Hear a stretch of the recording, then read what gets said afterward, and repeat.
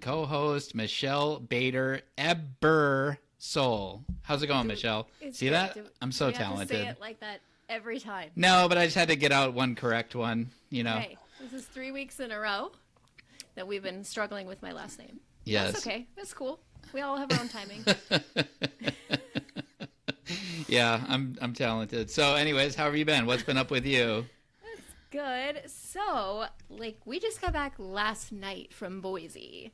It was very, very, very fun and, jam-packed. Okay, so first of all, so that's where my best friend and her husband and their family live. And her husband is actually the one who officiated our wedding, and so Joel knows them and was excited to go see them. We used to go see them every summer. So anyways, we had this dilemma we could not solve. We have 6 people. Every car has 5 people. And renting one was super expensive.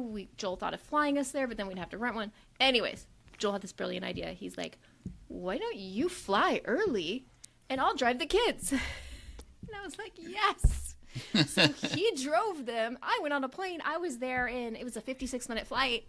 And I hung out with Deborah at the pool all day while they were driving. And it was amazing. That's awesome. Did you call them and you're like, where are you at, Slowpoke?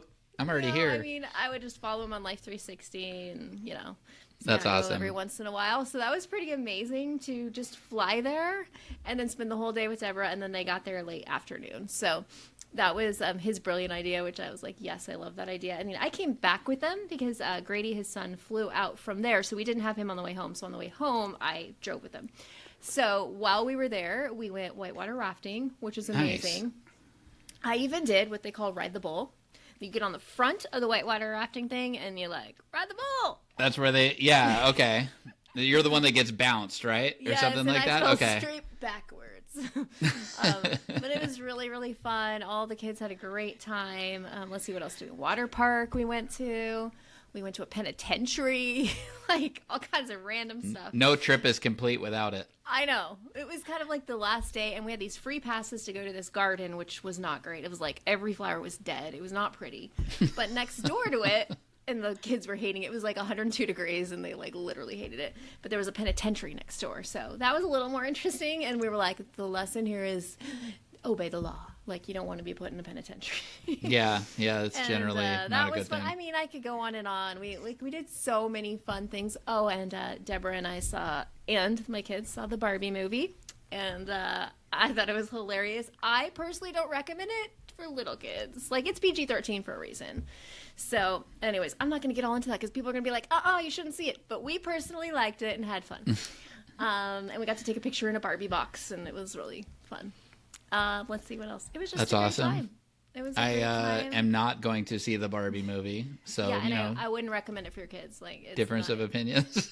yeah, and it's in my opinion, to each his own. But I wouldn't probably take kids under 10 or 13. Yeah, that's kind of what I've heard. Yeah, it's adult humor. Okay. But we had a good time. I mean, there's some women empowerment things. I mean, Deborah loved it. So it was really, I think, aimed at women in their 40s. There's lots mom things and I'm just tired of being a mom. Nobody appreciates me, and we're like, yes. So, anyways, everyone listening, cool. You go make your own decision, please. Don't hold me to the Barbie movie. Anyways, that was something fun we did, and just it was great. I had so much fun with the family. We were at an Airbnb. And just time with Deborah's family and just hanging out. So that's my long story. That's awesome. What I've been doing in the last 5 days, and just loved the quality time with Joel and the kids and everything, and it was great. So tell me about you. That's super cool. Well, what have you been doing?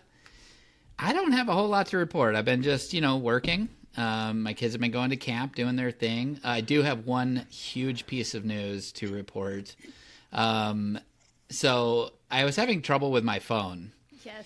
And I called tech support because Tina and her daughter were both not getting my text messages. Other people were, but they were not. So it seemed to be a problem isolated to my phone texting to iPhones.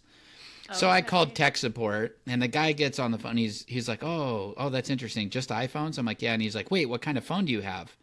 And I said, it's a Galaxy S21. He's like, oh, okay, hold on. And so he's like, and can you give me this number? And so I'm going into all the software trying to pull out these numbers for him. And he's like, okay, I think I know what's wrong. And then he's like, so he's like, just give me a second here. If it disconnects, it might disconnect when I do this. I'll give you a call right back though. And I was like, okay, yeah, that's fine. So he's like, all right, here we go. Click. My phone dies. My network completely shut down. What? Like everything went away on my phone. I couldn't do anything. And I couldn't call. I couldn't use Wi-Fi calling to call the guy back. Like it totally. Yeah. Wow. Hold on. I have to filter what I'm about to say because it was really frustrating. It was bad. It was bad. So I went down to the Verizon store and they spent an hour looking at my phone and said, yeah, man, like. Get an iPhone. He pretty much, it's like he pulled your phone out of existence. That's and weird. I was like, okay. And so they ended up giving me a really good discount on a new phone. Yeah, they should, because he ruined And your phone. so, Tina's been, teasing me for a long time that I have an Android and they're far inferior.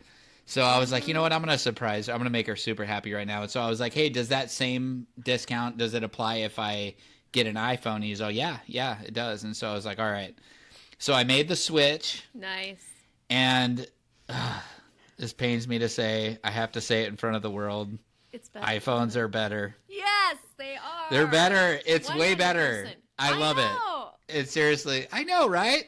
I know, right? I do for love a few it. years. Yeah, I know. Everybody I know has been telling me that I need an iPhone, and every time I'm in a group chat, it's like, oh, Mark can't, haha, the comments, like, I know. So I about fell over when I texted you, and it was blue today. I don't even see. I'm so new. I don't even. You're like, you have an iPhone. I'm like, how the heck did you know? Like, because if people have iPhones, it's blue. If they don't, it's green. So you've been green the whole time I've known you, and then it was blue. and now I'm cool. And it was So like, what? Tina's super happy. Yep, I've been using that on everybody. He's learning. I'm like, I'm just ha-haing and hearting everything. This is how I roll now. Now you guys can FaceTime. Yeah, we like, do. And it is so FaceTime. much. I didn't think it would be that big of a deal because we already did like Messenger video chat. Oh my gosh, the first time we got on FaceTime, I was like, whoa, this is so clear and like works perfectly. No glitches, no like, sometimes she'd talk and it was like, like kind of the robot voice. So none of that. So I just have to admit in front of the world that I was totally wrong. Tina was totally right. Yes. iPhones are way better. And so, Nice. What else have you been up to besides the iPhone? I mean, that is the I've been trying to figure out. out my iPhone. That's it. Like I literally, Tina's like, she texted me. She's like, can you call me? I'm like, yeah, let me figure out how. Nice. So it's been taking me a while. So I've been working on that a lot, trying to figure out this phone and how to work it. But I kind of got it down now. And I'm like, man, this is so intuitive and user friendly. I'm just telling Siri, I'm like, set an alarm for 7 a.m. please. She's like, done. I'm like, this is awesome. I know. So, once you get it, anyways, you don't usually ever go back to anything else. I've had since that's they what came out, they since say. The original. Yeah, they're good. Yeah. They're good So stuff. I've had an Android for a long time. So well, it's I'm a big proud of you. switch. On behalf of all You're the proud listeners, of me. Thank you. Congratulations. Thank I know you. that there's so many people happy right now because they were one of the what kind of phone you had. One of the first things I did is I went over and gave us a little Bing 5 stars. Yes. I'm like, have an I'm going on iPhone. Apple Podcasts. I'm giving us a little Bing 5 stars. Join the world of Apple Podcasts. That's Yes, amazing. yes. That's so great. And then I mean, not that it's what I've been up to, but Tina just got back from a vacation with her kids, which was super fun for her. Pictures. It was so cute. And Isn't that awesome? I know you know this, but she's so beautiful. I know. And I'm like looking at the picture. I'm like, she looks as young as her kids. Like she's just like this youthful, beautiful face. You are so lucky to have such an amazing woman. I know I am. I hope you know that. I do know that. She is very beautiful. And I was just telling her that the other day, that like her and her daughter could totally pass for sisters. That's what I thought when I looked at the pictures. Like for real, like yesterday whenever I saw them. Yeah, So. she does have a very young looking face and she is very beautiful. And I am extremely lucky and blessed. I'm glad you know. I think about it every single day, honestly. Yay. So I just wanted to add something else because I haven't been up to a whole bunch, but Tina got to go on a cool trip. Yeah, I have been working. A new real estate job. Yes, yes. Everything you've ever dreamed of. You know what? I love it. I really do. I do love it. I got my own office. I'm on my own schedule. I can go leave and pick up the kids whenever I want, drop my, like everything. I can go to the office at 3 a.m. if I wanted to and work. I mean, I'm not going to drag my kids out of bed, Let's but I'm go just do saying, stuff. like, I have a key to the office. I can go there Yeah. anytime I want. And, you know, so I'm looking forward to kind of learning more of what I'm doing. I mean, I know Yeah. the gist of what I mean, I passed all the tests and everything, but there's book experience and then there's Yeah. real world experience. And so I'm just, you know, plugging away every day. I'm like eavesdropping on other people's phone calls. I'm like, oh, okay, you know, That's how you just do trying it. to learn. Okay. But anyways, That's so I wanted to get started into today's episode. We have a super fan with us Yes. today. We have Julia Gillette. If you have been following us on Facebook for any amount of time, you've most likely seen her. Yes. She comments often and likes all of our stuff and has been listening for a long time. So, Julia, how are you doing today? Hey, I'm doing really well. I'm so excited to be here. I That's feel like awesome. I'm still trying to realize that y'all are actually live in front of me. That's awesome. Sure. She was Yes. sharing a concern with us before the episode that she might just start listening and forget to talk. So we'll try to keep you from doing that, hopefully. So Julia has been widowed since, did you say November 2021? Yes. Okay. So she's been in this club for a while, like the rest of us. And so we just kind of wanted to get started and see if you'd be, you know, up for telling us your story. How'd you meet your husband and just kind of start from there? Sure. Yes, I'd love to do that. So how we met, we actually met in a meme group on Facebook. Seriously, That's you were talking awesome. about her awesome memes. That is awesome. We Yes.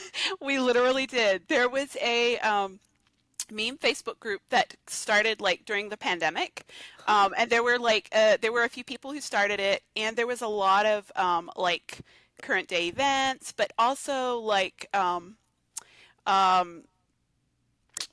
theological discussion sort of thing that went on along with the group. So lots of biblical ideas, convictions, lots of those sorts of things were part of the group. So there was kind of some of the memes were based on that, but also memes about, whatever, current day, political, pandemic stuff. And my husband, I'm trying to remember, somehow he found out about the group, and that was in the early part of 2020. So kind of just when the pandemic had started. The group started during the shutdown. And so he found the Facebook group. He was from Michigan.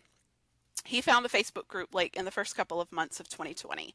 I had a friend who found out about the group. I'm from Georgia. And so I had a friend who found out about the group. And she thought I would enjoy it. And so I joined in June of 2020. And so we were both trying out this meme skill sort of thing and having fun. And we were both in the group. Well, enough discussions happened that you sort of got to interact in lots, the comment sections were usually really interesting. So that's kind of where we started noticing each other in comments and discussions, and then kind of getting into discussions between the two of us. And we noticed each other. I stalked him.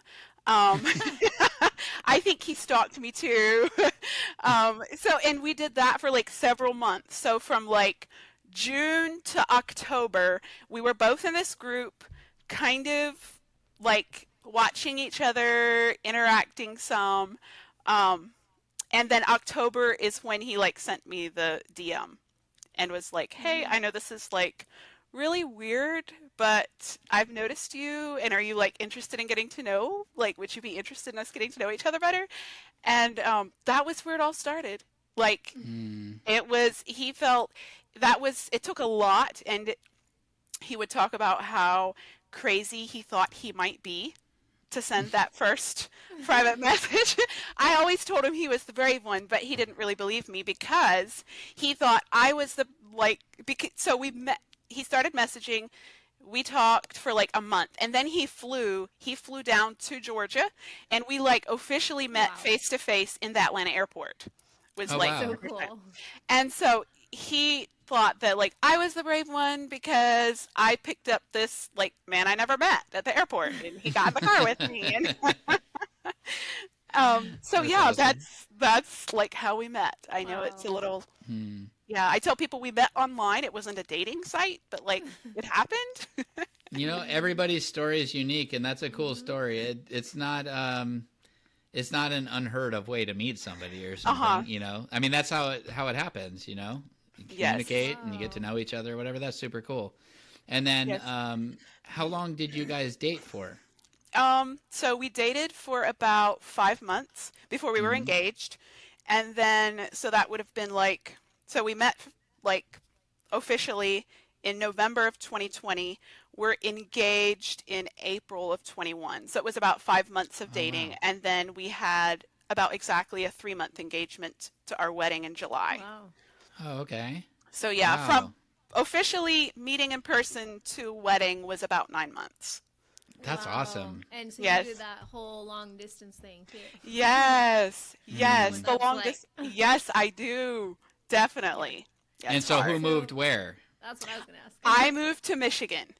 Nice. Okay. He was actually he was a pastor, and Mm. he had like his own place in Michigan, and I it just made more sense. I mean, he didn't demand it of me. He thought that he was asking a lot for me to leave job, home and everything. And so, but I felt like it made the most sense. Like it just made sense. He was a pastor and he had a place. I didn't. I was like in a housing arrangement like with another sister, another two sisters actually. So I didn't really have I hadn't like bought my own place yet. Mm. Hmm. So it did make the most sense for me to move north. So that's what I Yeah. did. How was it getting used to those winters? Well, it was really hard, but I feel like I hardly have a fair opinion because like I we got married in July and I moved to Michigan in July, like in that summer, and he died in November. So Mm. it was like he never, and he was like an avid skier and like he knew how to, navigate the cold north in the winter. And so Hmm. he was planning to, teach me all of that stuff. Um, so like the first winter that I was actually in Michigan was mostly without him. I Mm. did travel, like I Hmm. wasn't in Georgia, I mean in Michigan for the entire winter, but so yeah, I don't feel like they're harsh and they're really, really cold. I don't really know how people like survive all of their lives up there, Hmm. but people do it. Yeah. So, Wow. So take us back. So you got married, and then what? What was life like then? it was amazing. It was beautiful. Like neither of us had ever been married before, and we were kind of both like in the mindset of like, is there somebody out there or is there not? Like, I don't Mm-hmm. know. And so we were actually like only 18 days, uh, 14 days apart. No, okay, my Mm-hmm. birthday's June 5th. He was June 18th. Anyway, but we were Mm-hmm. like very close in age. We were both 33 when we met, and so it was like we were both used to living Mm-hmm. independent single lives. So it was like a beautiful, beautiful gift to find that person to share it with and someone who like got you and just um there was just like an immediate connection. Um but there was also like an adjustment. I mean, both of us obviously it was like married for the first time and so, Mm-hmm. was learning what does life look like when you're um part of a team and Hmm. not on your own. Solo. Yeah. Yeah. Yes. Totally. Wow. And so, what happened? Um well, it was COVID. Um, Mm. yes, so it was, he had gotten sick, like, he was sick on and off several times, like, after we got married, leading up, so we got married in July, and he was battling something, it seemed like on and off, but it never got, like, really bad, and he never, like, tested positive until, Mm. like the first part of October, he started just getting really, really sick. And then the symptoms seemed very, like, very typical. Um, just the high fevers, the difficulty breathing and things like that started going on. His fever was just like really, really high. And like we couldn't hardly, I mean, even with like Tylenol, ibuprofen, things like that, it was just difficult to control. So it went on like that. I took him like to clinics and different doctors and urgent care. And so we had about a week from the time that we knew that he's like seriously ill until he was admitted to the hospital. And in that week, it was awful. Like seeing him so sick. And he felt so bad for me because like I was in a new place, I was a new wife, and he's like helpless and awfully sick. And so he was admitted to the hospital October 14th. And things, it was like he was holding stable, but not for very long, and moved to ICU. And then it was October 20th or 21st, I think the 20th, that he was actually put on the ventilator, and he never came back off. Oh man. And the weeks, those, it was hell. It feels hellish to talk. I mean, to think. Those were some awfully dark, dark memories. Yeah. Was he aware? And I apologize, I don't know much about the ventilator. Was he aware what was going on and stuff? I don't know for sure how much he knew. There was one Okay. day where his sedation seemed a little less, and he did respond a little bit to me with some hand squeezes. I saw some like expressions on his face. He squeezed my sister's hand, so there was like a little bit of response, but that was like the only time that I could tell that he knew. But again, I don't know, and Yeah. that's hard too because I don't know what he knew or what he could hear or yes. It was awful. Just awful. I feel like go ahead. I was just gonna say, was his family there too? Like, was the protocol only one person could come in, or how did that work? It was actually it was pretty complicated. His family, a number of his family members actually ended up with COVID, like right around several of them Oh, tested positive. So they were actually not in the hospital a lot while he was sick. I know his mom came. I'm trying to think. I can't remember if any other family members came in up until like the last day or two when he was like, they were saying like the family needs to come in. Then the family was coming in. But yeah, they only allowed one, I'm trying to think, one person, and even that changed. Like sometimes I could take someone into the ICU and they could stay outside of his room, but then I could like suit up and go into him. But then like protocol changed actually near the end, just several days before he passed away, and they're suddenly like, actually you can't go into the room anymore. And oh then wow. I was just like outside the room again. Oh But my there were a goodness. few nurses who were like, you can come in with me while I go in to do this, or like, I just won't say anything. So there were a few who like gave me a few moments to slip in. But yeah, it was like, I can't really describe how Hmm. awful, like to see that, like when you're outside the window looking in. But I think it was harder in some ways before he was intubated because that was Hmm. awful when he was inside the room and I couldn't go into him. And he was like, so sick and not able to breathe. And he's like looking at me helplessly through the window. Hmm. And it's like, what do you do? Like, it was, yeah, awful. Gosh, that's Awful. horrible. Did you have any of your family there to support you? My youngest sister did come up for the last about week, probably. She flew up. Her and a niece, my niece, flew up. So they were there for the last, yeah, I can't remember for sure, close to a week, I think. Hmm. And then through his, like the actual passing and everything, my sister, yeah, she was actually the one who went to the back with me when he coded. Gosh. And So, they allowed you to be, were you in the room when that happened? no, I was actually, they had asked me to step out like to a waiting room. So the Hmm. family had stepped out and they said his blood pressure continued to drop and they said like try another med or something, but we knew that like things are like very, very near the end. Um, and so we stepped out like down the hallway to a waiting room and we were just there kind of waiting to see what was going on. And then they called code blue for his room number in the ICU. And then, yeah, we sat there in the waiting room, everyone rushing by, and I knew it was him. And then in a little bit, one of the nurses came out she was looking for the wife, and she said, I can bring one person with me. And so my sister went with me, and they let us make the call, like on when, but they were not getting any response. There was no coming back that they could see, and it seemed like they were hurting him further by continuing CPR. So we were like, no, just stop. Like yeah. So. Gosh. Yeah. What were those? I mean, obviously devastating and all that stuff, but like, what were those first moments like? I mean, did it sweep over your mind that like it's over, or did you know what I mean? Like, what were Yes. the first thoughts? Like, I can't believe this is real, I'm sure, and things like that. Yes.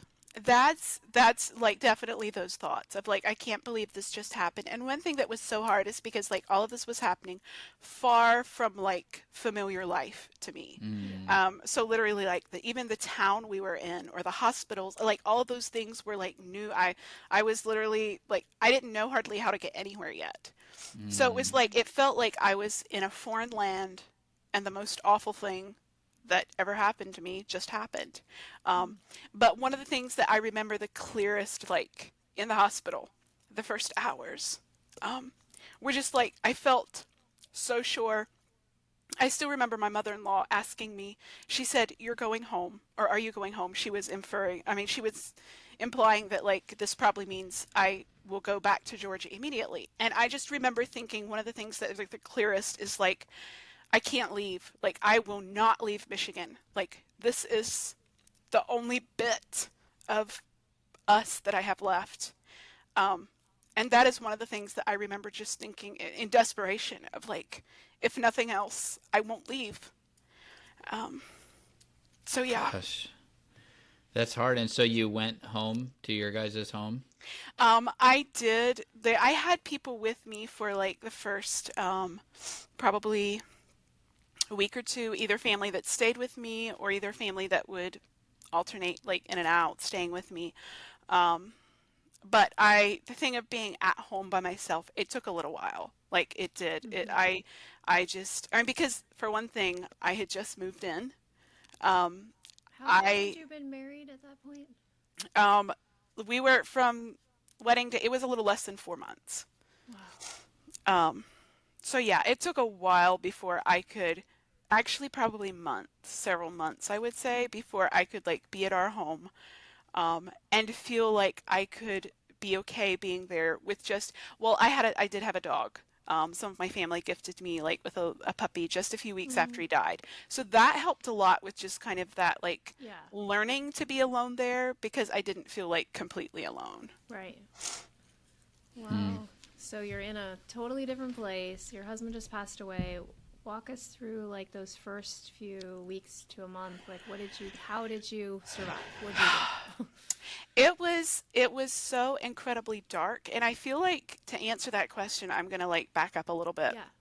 because I feel like my grief journey actually started when we were like, well, a number of years before. My mom passed away in 2012, Oh. and thank you. I felt like I never processed that grief very well. So I did not feel and heal like y'all tell me to all the time.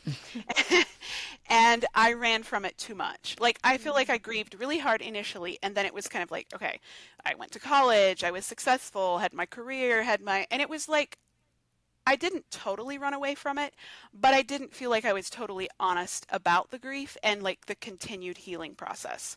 And then when Dylan and I started dating, we like literally it was within about the first month. I felt as if I hit this strange wall in our relationship when it was like but in like building emotional connection and intimacy and like really opening up to someone, I felt like it brought up this strange thing in me, and I instinctively just knew that like this stuff that it's bringing up is connected to like this old grief that I had like shut the door on, and I kind of didn't go to that part of my heart is what it felt like.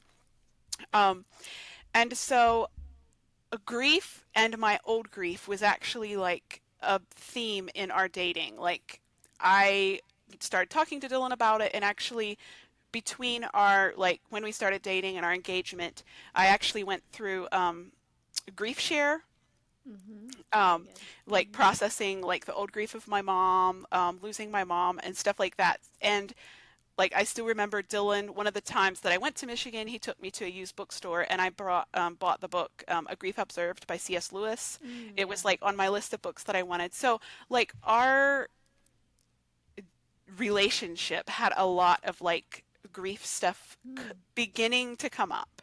And so in retrospect, it feels like there's almost this bizarre thing of like our dating and engagement and marriage, like through that time, there was this like preparation that was happening in a way that like I didn't even know it. And so I felt like when I lost Dylan, the biggest thing about grief was that I knew in my heart that there is no way to run from grief because I had tried it before and it did not work. And so when I lost Dylan, I feel like that was just like one of the things that was foremost in how I approached the whole thing. And just like, I'm not going to fake it. I'm not going to like try to hurry get it together. I am just going to like walk into it and be okay with calling it the horrible thing that it is.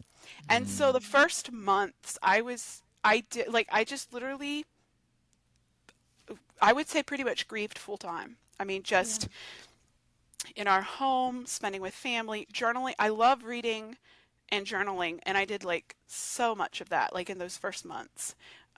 And I feel like that's one of the things. And podcasts, also podcast was one of the ones. I still don't know how I found it. Oh. Um, I think it was probably Googling, but that was one of podcasts and books and just not turning away from it. Um, Good job. That's awesome. was like, I would say some of the things that were like kept me the like where I was in those first months. But I did really, really struggle to just know. I felt like I really, really needed to find young widow, like young group people Yeah. who knew because it felt like, is it even possible to make it through something like this? Right. So yes, I was researching and finding people and stuff in those first couple months too, and that helped so much. Wow. Yeah. And then did you decide to move away or did you stay or I tell us did for about a that? while. Yes, I stayed in Michigan for a while, and then like I kind of came like back and forth to Georgia. I spent some time in Georgia like over some of the holidays, like following like just in the weeks after, and then I would go back to Michigan, and so I kind of came and went for the first like he died in November until the next August. I was in Georgia some and in Michigan more. Okay. But I had my younger sister got married like the following April, so that was like really hard too, and something that I spent more time in Georgia for then. Um, so yeah, and then August of 22, which would have been um, about 9 months after, I actually moved back to Georgia. Yeah, and I And try. Sorry, go ahead. I was No. just gonna say, how was that for you? Like, what it was it helpful in your grieving process? What was that experience like for you to move? So hard, so hard. I feel like I, yeah, it felt really strange in that so many of our memories and the bits of life that we did have were in Michigan. And so it felt like it's just another step further away from the life that we had or anything. But I felt strongly that I needed to figure out how to move forward as like on my own, but I felt like I could not really do it in Michigan where I had like I mean, it was a new life. I did not Yeah. have it, and the culture is so different, and just like everything was new. So I felt like how I'm like trying to rebuild with rubble on another planet is what it felt like. My in-laws have been great, but they live like over an hour. from where I lived. So I didn't have like any family very close to me. That makes it hard, and it sort of feels like you're having to accept the loss again to like move away, Yes. right? Yeah, Yes, it like definitely has been that. Yes. And we're actually literally just Friday. It had gone to like a family member, and then just Friday was the closing on the property going out of the family, like this last Friday. mm, So yeah, it just feels like it's layers and layers of finality. That's really, mm. really hard. What was the hardest part for you about the whole situation? What would we asked our last guest Rob, he said meals, and like it's different for all of us, and so I'm just curious for you, what was like the hardest part for you? Um, I feel like I know a lot of people talk about identity. I feel like identity was that's I know kind of a big general thing, but that was one of the things that left me feeling so disoriented. Mm, Um, because it was like I was used to being single, and a single life was normal to me. But it was like I was this person I didn't even know. And so just like yeah, the disoriented feeling that left me like really, really yeah, just definitely feeling lost and trying to figure out like what is going on. Who am I? Um, on a practical note, I don't know if I would meals, definitely the grocery store, like was definitely one of those places that I would say on just a practical note, grocery shopping. And I see a lot of people say that, but like that was Yeah. just because it's like, okay, it's I know we weren't married long, but it's like everywhere I look, it's like the things I see that he liked or that we would have cooked or he mm, had his own little like recipes he liked to make or and it's like what do you just buy and like take home for you? Like what are you even mm. doing? Um so yeah, that I Yeah, would say that was a big one for me too. And so I was surprised to hear anybody else say that. So I guess it is a pretty common thing. I thought I was kind of, isolated in that. For me, it was a little different of a reason. For me, it was because my wife grocery shopped and always knew what to get and what to have in stock and things like that. So for me, it was a little just not knowing what to do. uh-huh. Um, but there are like reminders. But for me, it was a lot of reminders when I would see like a clearance tag. Like, Oh, I would see something on sale, and anyways. So okay, so that was yeah. That's I mean, it's just so crazy. So the dog helped. oh, he helped so much. Like, yes, he just having something in those first months that like needed me felt Mm, like it mm-hmm, helped with that. Like, and I could like give energy to like I was training him and I was, like all this stuff of taking care of him that helped to just occupy my mind with something else. And then his friendship, he's just like an exuberant, happy, like adorable puppy. So that yeah, was that's huge. cool. He is a cockapoo. Oh, cute. Oh, Yes. okay. So cute. Yes. Yeah, Teddy.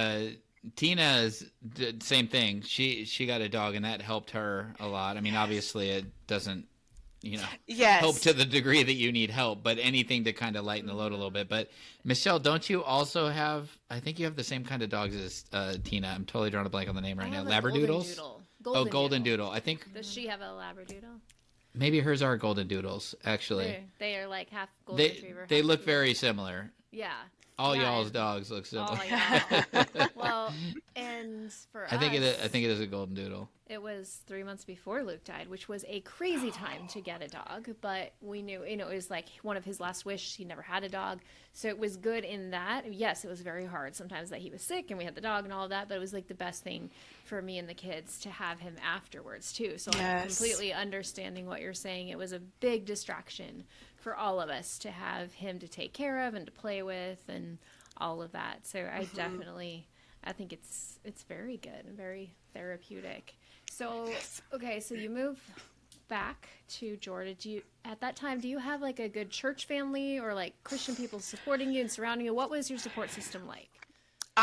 When I moved back to Atlanta, I had never actually lived in Atlanta. Okay. So from Georgia, but other parts of Georgia. So no, when I moved here, I had like a few people that I knew in the city. I actually moved back to take the job. That was one Okay. of the reasons, like, I was looking to come back to Georgia, but I knew that like housing, a job, like all of Yeah. that. But this position was like offered all of that, and it's my friend who started the nonprofit. So it was just Okay. kind of like this. When I was back in Georgia visiting, they asked if I would volunteer, so I came to volunteer. This would have been like earlier last year, and while I was here volunteering, they were like, "Hey, we have a position opening." Oh, nice.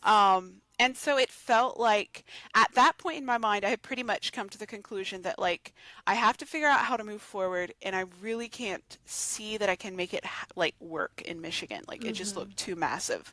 Um, but I hadn't really thought beyond that. And then this job like kind of fell in my lap, and it felt like it was just the next step in those months of like I don't know what's going on. I don't know where I'm headed, but it felt like it was like, okay, I have confirmation that like this gives me a job and somewhere to live, and I can move back to my family, closer to a lot of my Mm, family anyway. So, um, that's cool. Yeah, that makes a lot of sense. So, what would you say was something that helped you? Like, uh, besides the dog, but like something, yeah, I don't know, just something that helped you kind of get through it. Kind of maybe something that helped you realize that you were going to survive it. You know what I mean? yes, I would say actually I can point to something that was is specific. The organization Never Alone Widows. I think Michelle, have you heard of them? Mm, It seems like I we had have. like commented Yeah, anyway. I we feel like I've talked heard about that. it. Yeah, yeah. I remember you Yes. talking about them. Mm-hmm. Yes. So I found I really don't know for sure how I found them. I think probably Googling. And it just so happened that like one of their conferences, like their first national conference actually was being held in the Atlanta area when I was Yeah. back in Georgia visiting. So it was literally like not quite 4 months after Dylan passed away that I attended that conference. And I would say that that was like a huge turning point for me. Um, to go and to see and hear from widows who were either like in much the same situation that I was in, and also seeing the organization led by widows who had such hard like stories and seeing where they are. And I feel like Mm-hmm. mm, that conference was like I left. I had bits of hope before that. Like I think I knew I was going to be okay probably. But that conference, I there was a huge shift for me that weekend, of just leaving with the assurance that like it can be done, and it's not always going to be this dark, and like I can thrive again. I'm not sure exactly how all, but I see that it can be done. And so that was like a huge piece of hope that like it made a huge difference in my healing journey. Mm-hmm. To find people who get it. And Yes. to see widows who are further along that they're okay. Like that was huge to Yes. me. And that's a big reason Yes. why we do what we do. Because Yes. we want people to see that you're going to be okay. So that's Yes. huge, huge that you found that. I know that was big to both Mark and I finding people who got it. And so I'm so Yes. glad you were able to go to that conference. And then how do you feel now with your support system where you live? You live there a little bit now. Do you have a support system there that helps you? I do. Yes, I have found a church here Oh, great. in the Atlanta area. Yes, I knew that I needed to quickly find a support system because I knew that like where I am in my grief journey, like I need that. And so I kind of just left it in the Lord's hands, started visiting churches like almost immediately when I moved back, and I found a church that has just been um, wonderful, and I've made lots of friends there, and it is just, yeah, I feel like it has been a huge part of building a support system here for me. Mm-hmm. That's that's awesome. awesome. Yes. It's Yes. crazy how God can like walk you through the darkest of storms. And you Yes. don't, a lot of times you don't feel it in the midst of it. But when you look back, you're like, wow, he was totally there. Exactly. Like Exactly. that That's the awesome. poem, the footprints in the sand poem, where you Mm, Yes. hmm look Yes. back and Jesus was carrying you. It Yes. feels like that. Were there any specific verses or songs or things that helped you through a dark period of time? I would say the song that comes to mind that someone sent to me early on that has been hugely helpful is the song by Jason Gray. Um, I thought of the name of it earlier. It's okay. Not right now. Not right Mm. now. It's basically like saying like I'm going to be okay like some point, but like right now I'm not. That's And just good. like sit with me here like in the ashes is kind of and that Mm. song I've just like it's I don't feel like that's a song I would have connected with a lot more earlier on. I still love the song and it's been very informative in like my grief journey, but that's not the one that like it's kind of I've shifted a little bit, but in the Yeah. darkest months that was one that was so special. That's Um, awesome.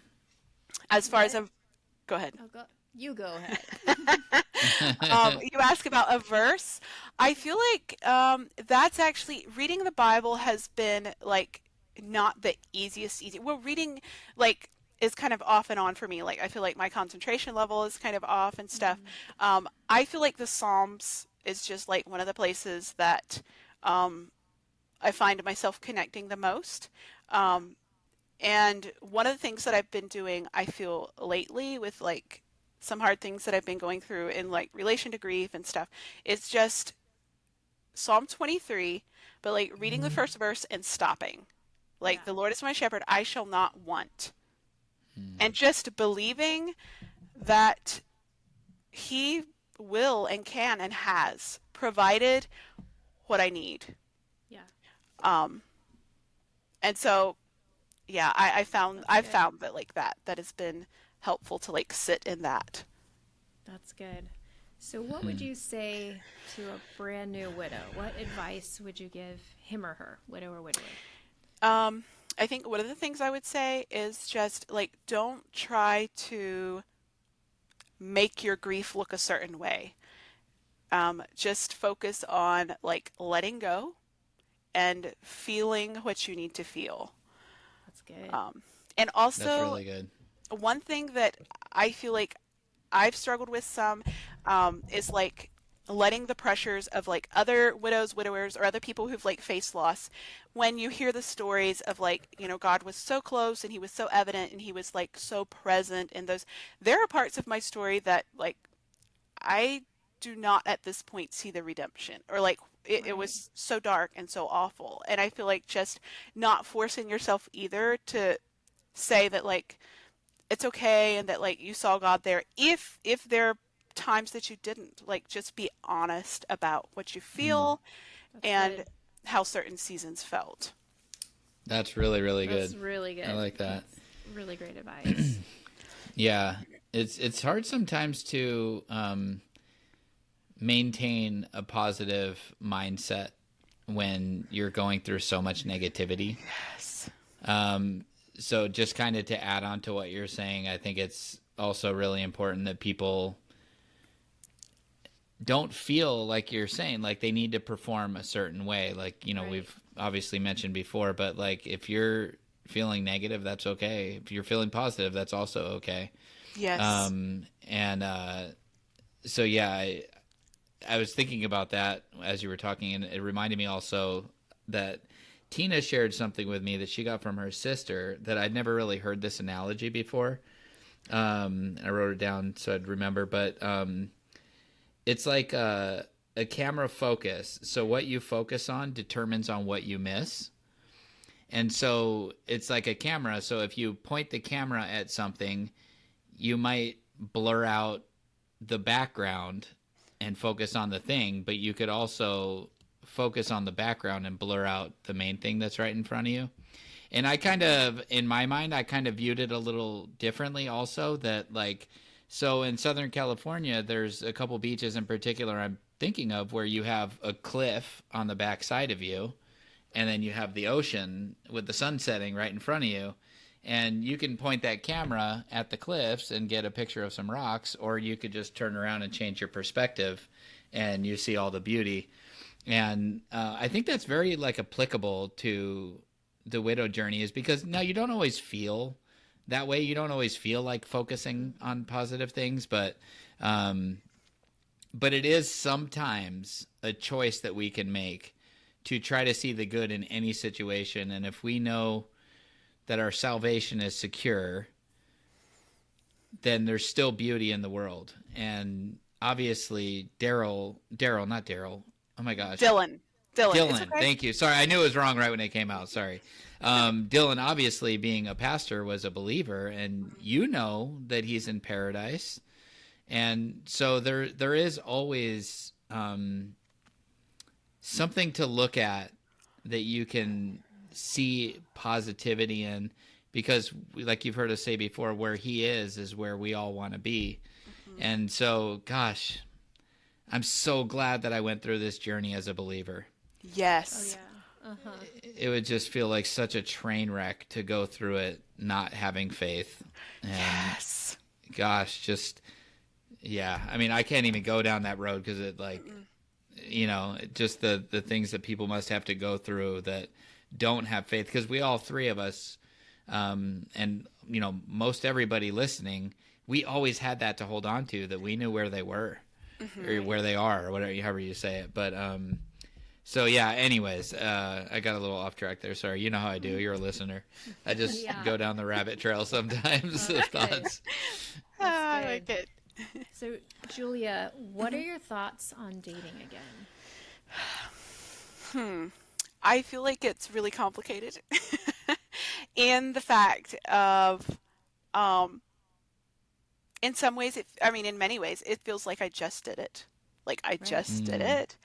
And so I do think about it a lot, and like I'm like, okay, how would it be? How would it work? I feel like I would have to be intentional in a way that it doesn't feel like I'm literally replaying what just happened. That there would but I do feel like it's something, like, I do think about it. I have conversations about it. I do think what it would be like what would it be like to find someone again, or to be married again? But it just also feels like there's also a sense of the idea of like getting to know someone or dating again. It feels like just doing like casual, like it feels like it's really hard to be in that space of like, it kind of has to be intentional, because it's like, the complexity of it. And I feel like that's partly what makes me think, oh, is there like, I know there are people out there who are willing, like, who date widows and widowers, but I just feel like there is an aspect of like, you have to be okay with, like y'all talk about, still loving your other spouse, and you have to be okay with like not being intimidated by those conversations about the other spouse or whatever. So it just feels like it is something that, if it would be with the right person who is like open to having the conversations and open to things, to holding all of it, I do feel like it's something I, eventually would consider. It's just, sorry, is that? I'm sorry. I'm all confused. I'm like, is that me? I don't know the sounds my phone makes yet. I'm so sorry. Okay, no problem. Anyway, so yeah, I do feel like it's something I am sort of open to, but it's hard to know how to navigate. I think that's awesome and very honest. And I think it's good that everybody hears that, because, all most people have heard is Michelle and I, and we were very excited to get back into the relationships that we've gotten into. And so I imagine as people were listening, there's probably some people out there that heard us all excited to be with somebody again, and they didn't feel that way. And they're like, gosh, is there something wrong with me or whatever? And so I love that we are getting these different perspectives. And so all of you listening can hear that, like, there's many, many different views of this. And if you're not ready, there's nothing wrong with you or anything. It's different for everybody. We all had different experiences and different journeys. And, so yeah, thanks for sharing that. That's awesome. And I feel like one of the biggest things for me is like the kind of one of the hangups that I feel like is big is like, how do you even start? Is kind of the big piece. Yeah. So, but I mean, it's neat getting these different perspectives, because gosh, I'm drawing a blank on her name. Was it Kimberly? Kimberly, last time? Yes. You would rather be in the armpit of a hairy baboon. That's the to be one. exact on what she said. Yes. Than date again. So she's like, no way. And then we've had people that are like, yeah, definitely. Yeah. And then we have, well, I don't know, maybe it depends. Yeah. And there's all these different. So it's okay that everybody has a different view of this. It's also okay, like Tina and I, for her, she was interested in me, but she wasn't sure if she could do this. And so we went through a whole season of she wasn't sure if she could do this. She went through all the guilt and like, this is hard. And it had nothing to do with me. And thankfully, for us, we had this understanding of what the other one was going through. And so it was very easy for me to understand what she was saying. And I didn't take it personally at all. There was nothing wrong that she still loved her husband so much that she had a hard time even holding another man's hand. And I was like, I get it. And so everybody goes through a completely different journey in a different season. And so we're all in the same boat. We all have the same pain, but it's also very different between each one of us. Even as much as we have in common, we have separate. From everything, from age to length of marriage to whatever. Because we had that guy, Dwayne, who, gosh, I can't remember now. I feel like he was married just under 40 years. Yeah, it was if I remember. Yeah. So I think you're right. What he's been through is completely different than what I've been through. Even if it was the same kind of cancer, the same kind of battle, we still have very different elements. We had different relationships. And so I think that's really cool. This is why we like getting different perspectives. Is we want more people to feel like you were searching for in the beginning, that I just want to know that somebody else has been through this. Yeah. And so thanks so much. We really appreciate you coming on and your super fandom. Oh. Yeah, and I know that your story is going to touch people in, like Mark said, in different ways than we could, because you have a different story and you're a different age. I mean, I'm only 29, but whatever. You're a little bit younger than us, and you have a different story, and all the things. But you're going to be able to reach people that we couldn't. So we really appreciate all that you've done by coming on here. It's not easy to relive the stories. Yes. But it brings light to it, and it helps. I know this as a grief recovery specialist. Every time you say the story again, it actually helps the healing. And so you did more healing today, and it hopefully helps other people to be brave and to share their story. In fact, I'm going to give this challenge to all of you out there to share your story with someone today about your husband or your wife's death, because as painful as it is, bringing those words to light, those memories, it helps to heal you. So I encourage everybody to share it with someone safe today, that you can relive that. I still cry sometimes when I relive all of that. It brings it all back. And that means it's still in there, right? Yeah.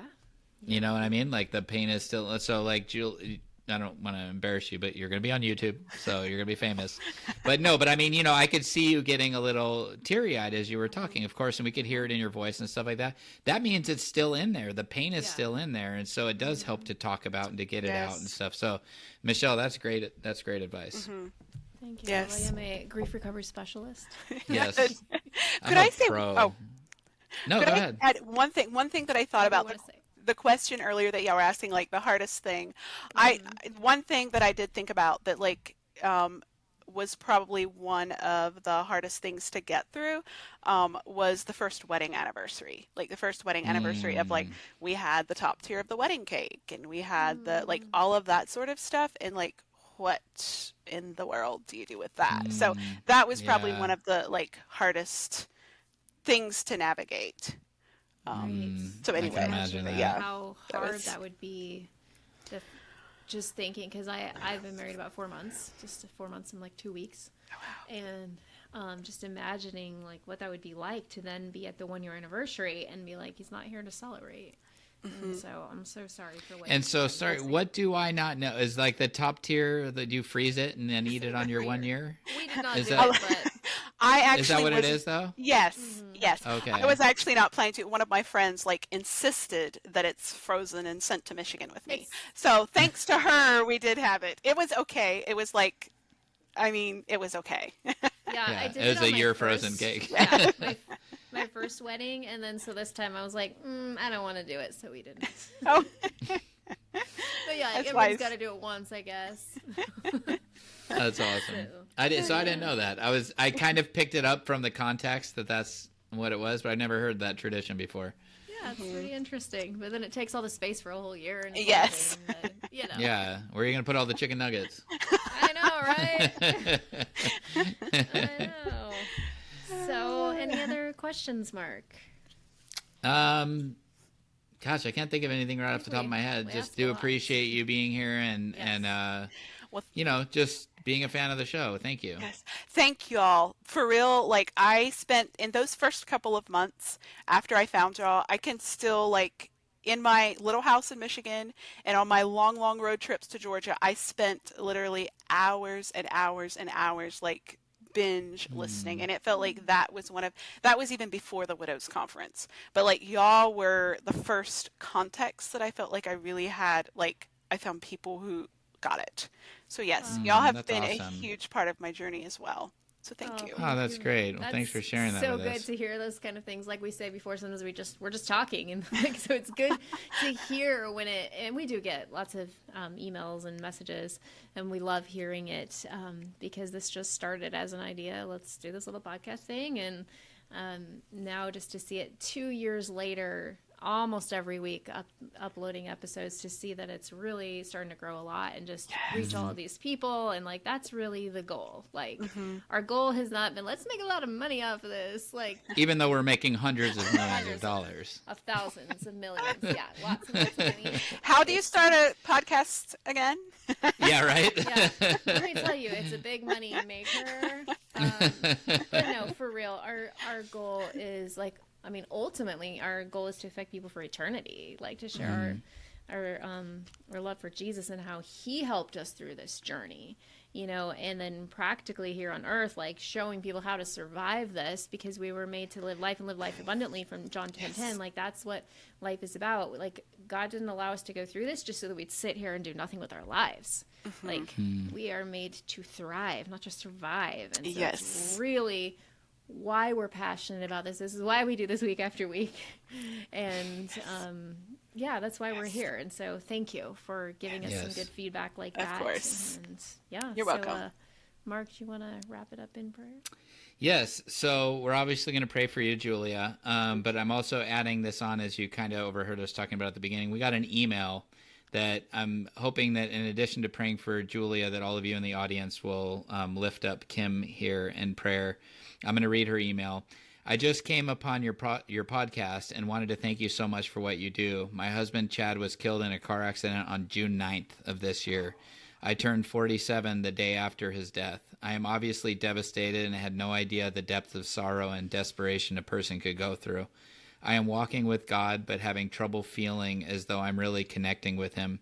Could you please pray for me to feel God's presence and find my purpose through this pain? Thank you so much, Kim. So, in addition to praying for Julia, I would just ask any of you, if you're listening, that you could just stop for a moment and just pray for these two women that are with us. So I'm going to start off praying for Julia, and then I'm going to pray for Kim, and then pray us out. Anyways, Lord, thank you so much for this time together, and for Julia just being willing to be so vulnerable and sharing her story. We really appreciate it, and we pray that it touches many hearts and many lives. We'd like to pray, Lord, specifically for her, that she is constantly surrounded by a network of people that are always willing to support her and love her through this, and that, you know, she continues to find her strength and her abilities to, like Michelle said, to thrive. And we thank you so much for walking with her in the ways that you have, and we pray that you would continue to do that. And just thank you for the courage in her coming on our show today. And Lord, I'd also like to lift Kim up in prayer, as she is just a brand new widow in this journey, and just understand so many of the things that she's feeling. And I know a lot of people in the audience do as well. And Lord, I'd like to pray for you to draw close to her, for her to feel your presence, and just to sort of help her see purpose, and spiritual strength and to regain what she had before in some way, shape, or form.